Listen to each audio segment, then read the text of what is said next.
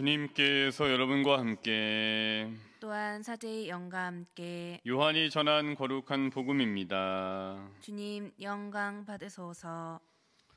그때 예수님께서 제자들에게 말씀하셨다. 내가 너희에게 할 말이 아직도 많지만 너희가 지금은 그것을 감당하지 못한다. 그러나 그분 곧 진리의 영께서 오시면 너희를 모든 진리 안으로 이끌어 주실 것이다. 그분께서는 스스로 이야기하지 않으시고 들으시는 것만 이야기하시며 또 앞으로 올 일들을 너희에게 알려주실 것이다. 그분께서 나를 영광스럽게 하실 것이다. 나에게서 받아 너희에게 알려주실 것이기 때문이다. 아버지께서 가지고 계신 것은 모두 나의 것이다. 그렇기 때문에 성령께서 나에게서 받아 너희에게 알려주실 것이라고 내가 말하였다. 주님의 말씀입니다. 그리스도님 찬미합니다.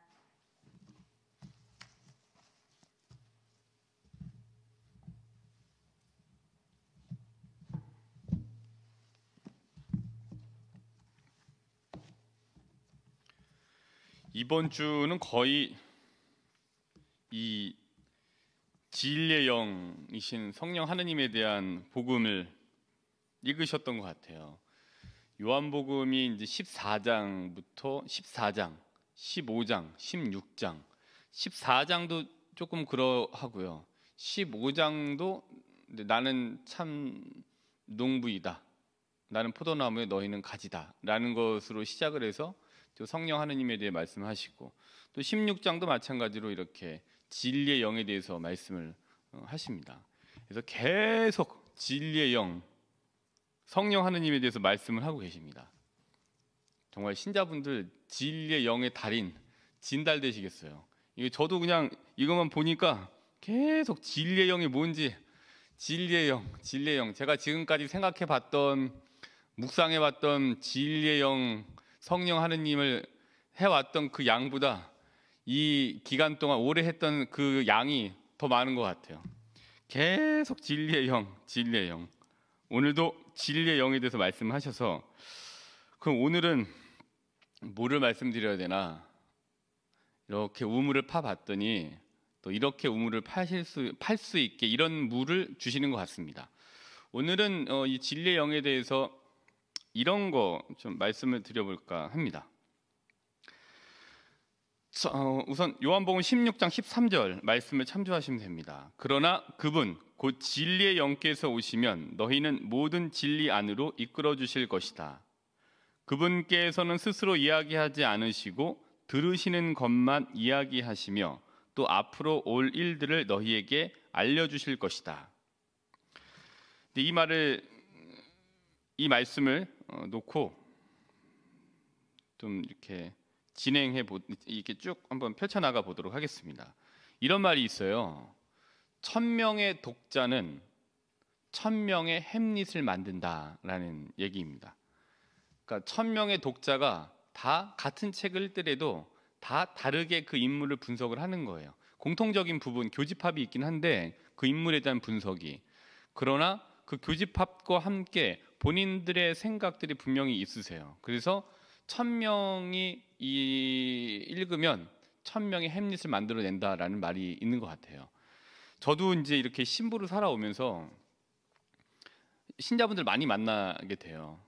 그러니까 신자분들이 적은 본당에 가면 적은 대로 신자분들을 만나고 또 신자분들이 많았던 곳에 갔던 적도 있었는데 신자분들이 많으신 곳에 가면은 또 많으신 대로 다양한 신자분들을 만나면서 이렇게 살게 됩니다. 그러니까 이렇게 신부로 살아간다라는 거는 비대면으로 이렇게 채팅하듯이 살아가는 삶은 아니에요. 신부로 살아간다라는 거는 오프라인에서 대면하면서 살아가는 사람들이 이제 사실 본당 신부입니다. 본당 신자들을 만나고 현장에서 이제 일을 하고 하는 게 이제 이런 주로 이 필드에서 일하는 사람들이 본당 신부잖아요. 본당이라고 하는 현장에서 이렇게 사목을 하고 있기 때문에 신자분들을 항상 만나야 됩니다. 근데 이렇게 만나다 보면은 되게 다양한 분들이세요. 그래서 앞서 말씀드린 것처럼 1000명의 독자는 1000명의 햄릿을 만들어낸다라는 말처럼 1000명의 신자는 1000명의 신부를 만들어낼 수가 있습니다. 왜냐하면 각자 보는 게 다 틀리시더라고요. 저는 이런 생각을 가지고 했는데 받아들이시는 거는 굉장히 각자의 이 세계관에 따라서 그게 이제 이해하는 스펙트럼이 굉장히 좀 넓으시게 돼요. 그래서 이 다양한 세계관을 가진 분들이 다양한 관점에서 본당 신부의 하는 일을 이렇게 보고 이렇게 판단하기 때문에 그 숫자만큼 10,000명인 본당에서는 10,000명의 본당 신부를 만들어낼 수 있는 것 같아요. 근데 이 본당 신부를 이렇게 살아가면서 이렇게 채로 이렇게 쳐봐서 과연 어떤 일들이 있었나 이렇게 쳐봤고 이렇게 보면은 본당 신부 10대 미스터리가 있습니다. 본당 신부 생활 10대 미스터리. 근데 그 중에 하나는 이거예요. 이건 진짜 되게 많이 겪었던 일인데 분명히 같은 장소에서 같은 말씀을 드렸는데 같은 장소에서 한 장소에서 신자분들이 계시고 공지사항이라고 같은 말씀을 분명히 전했는데 다른 장소에서 한 말처럼 다른 말씀을 하시는 경우가 많이 있습니다. 저는 분명히 같은 말을 했고 많은 분들이 같은 말을 이해하셨는데 다른 장소에 계셨던 것처럼 다른 말씀으로 전하시는 경우가 많습니다. 그래서 다른 장소에서 다른 말씀을 들으신 것처럼 전달을 하셔서 오해가 생기는 경우가 많이 있습니다. 저는 분명히 4시라고 얘기를 했는데 전달하실 땐 10개라고 전달을 하시더라고요. 그리고 빚이 없다 우리는 빚이 많다 이렇게 전달을 하시더라고요. 근데 분명히 그 자리에서 합의를 같이 했어요. 근데 합의를 안 했다 이렇게 전달하시는 경우도 있습니다. 그러니까 잘못 들으실 수도 있다, 이해돼요. 근데 전달이 이렇게 잘못되니까 오해들이 많아지시게 되는 거죠. 같은 자리 같은 소식이었는데 마치 다른 자리 다른 소식으로 변질되는 것처럼 다른 자리 다른 소리에서 들으시는 것처럼 이해하시는 경우들이 많더라고요. 근데 이거는 잘못 들으신 경우가 있습니다. 첫 번째로는. 두 번째로는 감정이 섞인 부정적 전달자들이 있습니다.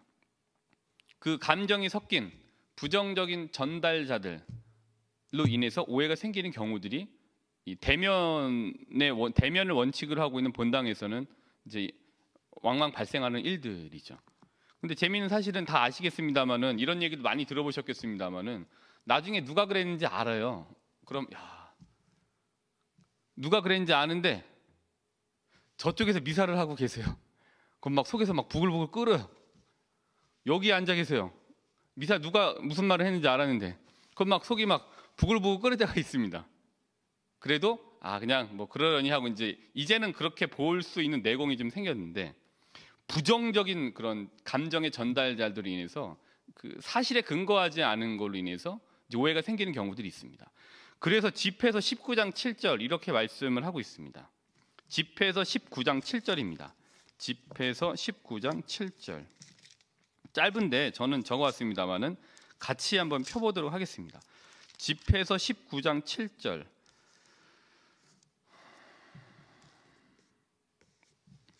집회서 19장 7절은요.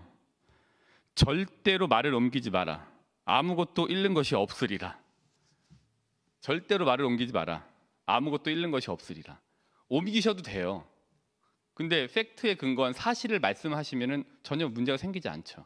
근데 옮기시되 조미료를 치고 감정을 섞어서 전달하시니까 이제 오해가 생기게 되는 거죠. 자, 하여튼 이런 다양한 세계관들이 있기 때문에 다양하게 전달이 돼요. 그러니까 예수님을 한번 보면은 예수님을 판단할 때도 굉장히 많은 다양한 세계관들이 작용한 것을 이미 잘 알고 계십니다. 마르코복음 8장 27절부터 30절입니다. 이제 많이들 이제 들어보시고 또 많이 또 읽어보셨던 이 복음 말씀이고 또 많이 그렇게 생각하실 거예요. 제가 다시 한번 상기시켜 드리는 겁니다. 8장 27절부터 30절 마르코복음입니다. 예수님께서는 제자들과 함께 카이사리아 필리피 근처 마을을 향하여 길을 떠나셨다. 그리고 길에서 제자들에게 사람들이 나를 누구라고 하느냐라고 이제 제자들에게 물으셨습니다. 제자들이 그러자 대답을 합니다. 20절입니다. 28절입니다. 세례자 요한이라고 합니다. 그러나 어떤 이들은 엘리야라 하고 또 어떤 이들은 예언자 가운데 한 분이라고 합니다. 이 말씀을 보면 제자들이 대답을 한 거예요. 사람들이 예수님을 어떻게 생각하는지에 대한 걸 말씀을 드려요. 굉장히 다양한 스펙트럼이 있습니다. 다양한 여기에 렌즈들이 있어요. 세례자 요한이 오기를 바랬던 사람은, 다시 한번 세례자 요한과 같은 사람을 추정했던 사람들은 예수님을 세례자 요한으로 보고 싶은 세계관이 작동을 한 거예요. 근데 엘리야를 추정하고 또 엘리야와 같은 메시아가 오기를 바랬던 사람들은 엘리야의 모습을 보고 싶어하는 세계관이 작동을 하는 겁니다. 그의 세계관이 이제 그렇게 되어져 있는 거죠. 그 다음에 이제 어떤 이들은 예언자 가운데 한 분이라고 합니다. 이건 마찬가지로 예언자 세계관이 작동을 한 거죠. 사람들은 각자 자기가 보고 싶은 거를 보는 겁니다. 세례자 요한으로 보고 싶은 사람은 그분은 세례자 요한이 분명하다. 근데 반면에 그분은 엘리야를 이제 보고 싶어하는 분들은 그분은 엘리야다라고 얘기를 하는 거죠. 그리고 예언자에 대해서 오기를 바랬던 사람들은 그분은 예언자 가운데 한 분이다라고 얘기를 하는 거죠. 세례자 요한에 대한 세계관, 엘리야에 대한 세계관, 또 예언자에 대한 세계관이 작동을 해서 한 분이신 예수님을 다양하게 각자 보고 싶은 대로 판단을 하게 됩니다. 그렇게 볼 수 있죠. 근데 이게 잘못 전달되면 이제 문제라는 말씀 드리는 거예요. 근데 예수님께서 다시 사람들은 이렇게 생각하는데, 나를 세례자 요한, 엘리야, 예언자 가운데 하나라고 생각을 하는데, 그러면 너희는 나를 어떻게 생각하니? 이때 또 베드로가, 항상 열의에 가득 찬 베드로가 굉장히 대사 분량이 많습니다. 베드로가 대답을 합니다. 스승님은 그리스도이십니다 하고 대답하였다. 예수님과 함께 동거동락하면서 같이 다녔던 이들에게는 예수님께서 그리스도, 기름 부음 받으니, 그들이 기다리던 메시아라는 것에 대한 그런 이 확신이 있었던 겁니다. 베드로의 신앙관, 베드로의 메시아 세계관 안에서는 예수 그리스도는 그리스도이신 거예요. 예수님은 그리스도이셨던 겁니다. 이 27절부터 30절, 27, 28, 29, 30, 4절밖에 안 되는 곳에 정말 많은 스펙트럼, 많은 세계관이 작동하고 있는 거예요. 세례자 요한, 예언자, 또 엘리야, 그리고 그리스도라는 세계관이 작동을 한 거를 이게 보여주고 있습니다. 그러니까 같은 분을 보고 굉장히 다양한 세계관이 작동을 하죠. 그러니까 하나의 사안을 두고 여러 가지 것들이 이제 이렇게 있게 됩니다. 여러 가지 세계관이 작동을 해요. 아마 저를 두시고도 굉장히 다양한, 각자가 가지고 계신 것에 따라서 다양하게 이러저러하게 말씀을 이제 하시게 되겠죠.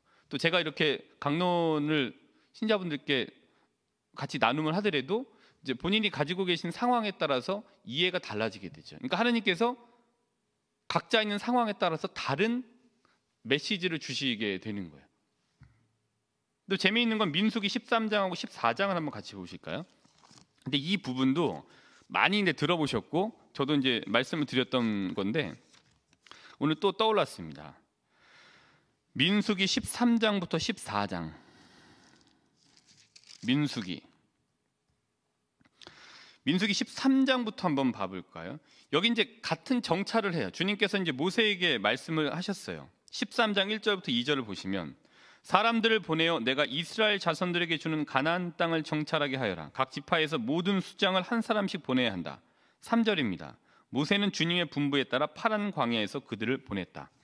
이제 한 명씩을 뽑아서 이제 가나안 땅, 들어가야 될 땅에 대해서 정찰을 하려고 이제 파견을 합니다. 그리고 쭉 진행이 되다가 13장 25절을 한번 보실까요? 13장 25절입니다. 민수기입니다.